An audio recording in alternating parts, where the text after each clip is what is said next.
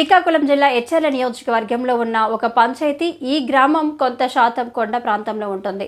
మరోవైపు నియోజకవర్గ head quarter అయిన ఎచ్చెర్ల గ్రామంలో కలిసి ఉంటుంది. గత కొన్నేళ్లుగా వివాదంలో ఉన్న నారాయణపురం రెవెన్యూ గ్రామం పరిధిలోని సర్వే నంబర్ 15-2-3-4లో అక్రమంగా గ్రావెల్ మాఫియా ఎటువంటి అనుమతులు లేకుండా యథేచ్ఛగా భారీ యంత్రాలతో గ్రావెల్ క్వారీని నడిపిస్తున్నారని, స్థానిక రెవెన్యూ అధికారులు కనీసం పట్టించుకోవట్లేదని స్థానికులు ఆరోపిస్తున్నారు.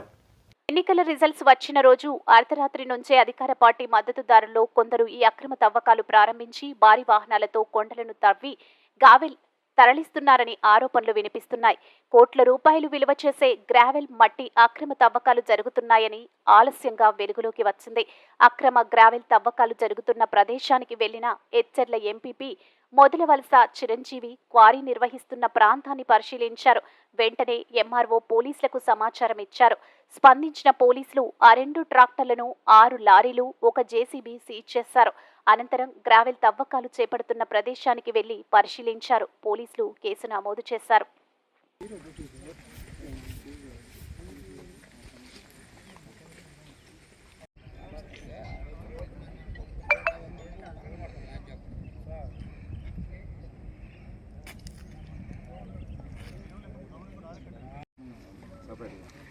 తీసుకుని పోలీస్కి స్టేట్మెంట్లు మన విఆర్ఓ గారు ఉన్నారు. మీరు కూడా తల స్టేట్మెంట్ రాసండి, త్వరగా చేసి కంబైండ్ రాసండి. కంబైండ్ మీరు రిపోర్ట్ రాసేద్దానండి.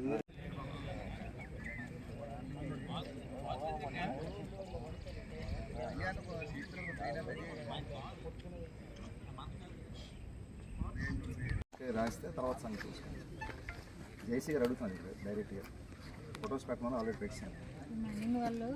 ఫోటో తీయండి. మైన్స్ ఉన్నారని వస్తున్నా సార్. అంటే యాక్చువల్గా ఇది మైనింగ్ మాకు ఇవ్వలేదు. మేము ఏదో ఒకటి మనకి తల ఒక స్టేట్మెంట్ రాస్తే అయిపోతుంది. కావాల్సింది అదే తీసుకోండి. ఒక లారీ నేను హెచ్ఎన్ తాసిదార్గా ఇన్ఛార్జ్ పనిచేస్తున్నాను ప్రజెంట్.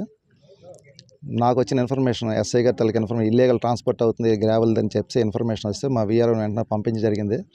వీఆర్ఓ ఆర్ఐ గారు వెళ్ళి అక్కడ ట్రాన్స్పోర్ట్ రోడ్డు మీద జరుగుతున్నప్పుడు అది ఆపడం జరిగింది. తర్వాత వాళ్ళ దగ్గర ఇన్ఫర్మేషన్ బేస్ చేసుకొని ఎక్కడ ఇల్లీగల్ ట్రాన్స్పోర్ట్ అవుతుందని చెప్పి, అలా ఎక్కడ ఇల్లీగల్ మైనింగ్ అవుతుందని చెప్పి స్వయంగా రావడం జరిగింది. పై అధికారులు జాయింట్ కలెక్టర్ ఆదేశం మేరకు ఇక్కడికి వచ్చినప్పుడు ఇక్కడ ఇంచుమించు 5 లారీలు ఖాళీవే ఉన్నాయి.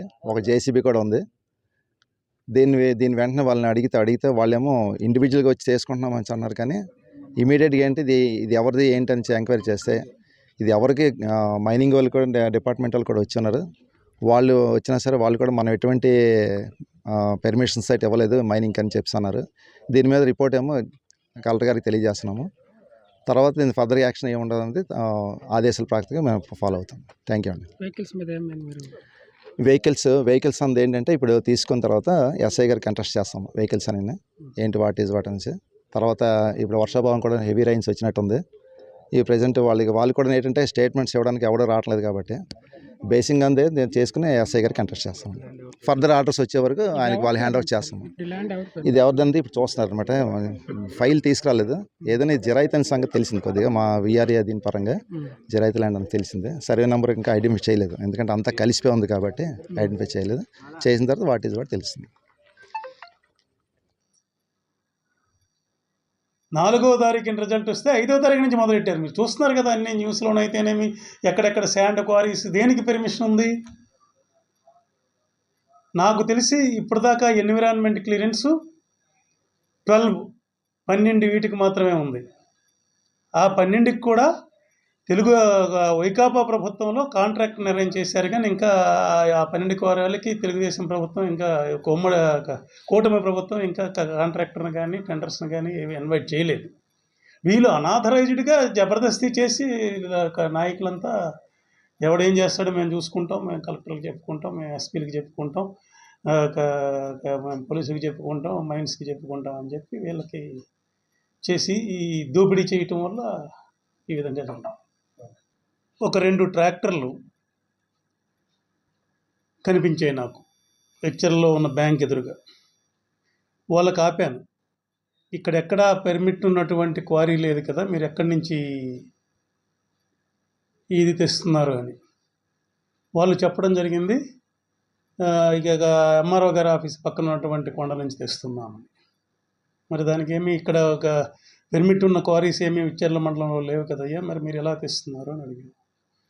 అక్కడ లోడ్ చేస్తున్నారు సార్. తెచ్చాం, మేమే కాదు ఇంకా చాలా వెహికల్స్ అక్కడ ఉన్నాయి, అందరూ చేస్తున్నారు అని చెప్తున్నారు. ఈరోజే కాకుండా గత 1-2 నెలల నుంచి మేము తెస్తున్నాము అని చెప్పారు. వెంటనే అవి ఆపి ఎస్ఐ గారికి, ఎస్పీ గారికి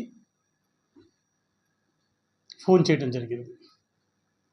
ఎస్పీ గారు వెంటనే స్పందించి స్టేషన్ ఎస్ఐ గారిని పంపించడం జరిగింది. ఆ 2 ట్రాక్టర్లను తీసుకెళ్ళి స్టేషన్ కస్టడీలో పెట్టడం జరిగింది. అలాగే ఇప్పుడు వాళ్ళ ఇన్ఫర్మేషన్ బట్టి క్వారీకి వెళ్ళాను.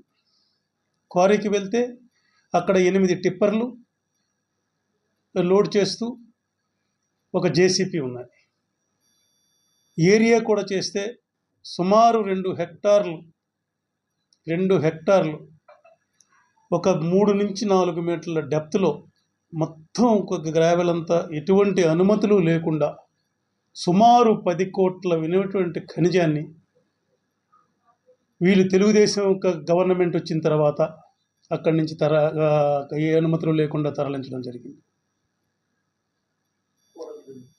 కూటమి ప్రభుత్వంలో వీళ్ళు ఇటువంటి అవినీతి, ఇటువంటి లోకల్ నాయకులు అయితేనేమి ఎవరైతేనేమి, అక్కడ పర్టికులర్గా అంతకుముందు కూడా గాడు రామారావు అక్కడ మినరల్ అంతా తొలగించడం వల్ల అప్పుడు కూడా నా కంప్లైంట్తో దీంతో ఒక 6 కోట్లు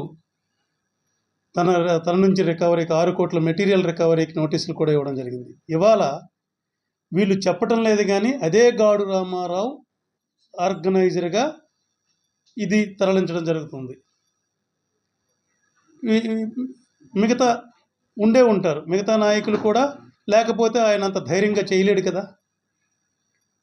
కాబట్టి ఇటువంటి ఈ టీడీపీ వచ్చిన తర్వాత ఈ భూ కబ్జాలు అయితేనేమి, ఇలాంటి ఇసుక దోపిడీ అయితేనేమి, ఇతరత్ర మినరల్స్ ఈ గ్రావెల్ అయితేనేమి ఈ యథేచ్ఛగా చేస్తున్నారు. ఒకటే చెప్తున్నారు, మా గవర్నమెంట్ ఉంది, మా అమ్మని ఎవడ పీకుతాడు, మా మీద పోలీసులు ఏం చేస్తారు, ఏం కేసులు